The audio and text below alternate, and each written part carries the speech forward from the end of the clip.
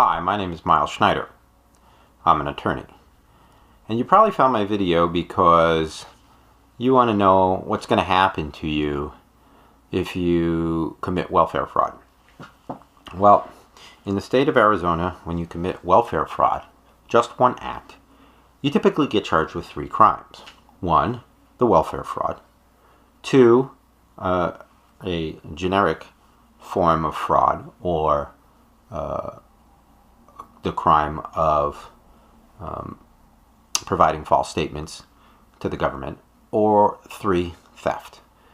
So typically you can get charged with 3 different crimes for one act of welfare fraud.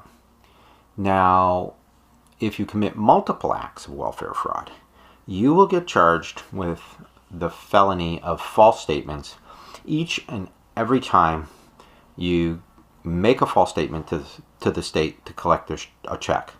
So in other words, if you accept payment from the state for 10 periods of welfare, but you're actually employed at the time, you will get 10 felony counts against you for false statements for the welfare fraud. Then you'll get 1 count of theft and 1 count of fraud, which will encompass all the 10 false statements. So if you make 10 false statements, you'll actually get charged with 12 felonies. I don't know, felony is a bad thing.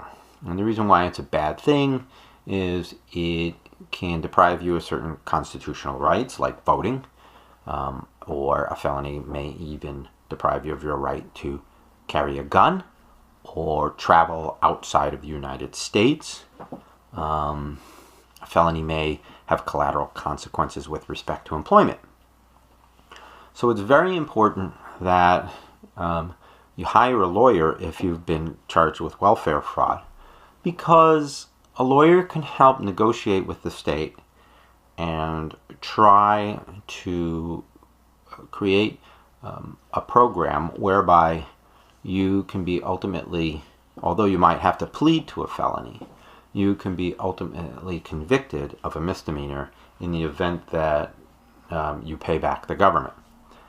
This requires some careful negotiation with the state, and you should do that with a lawyer.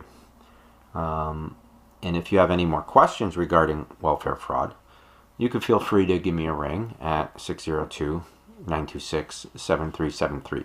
Again, my name is Miles Schneider, and my phone number is 602-926-7373.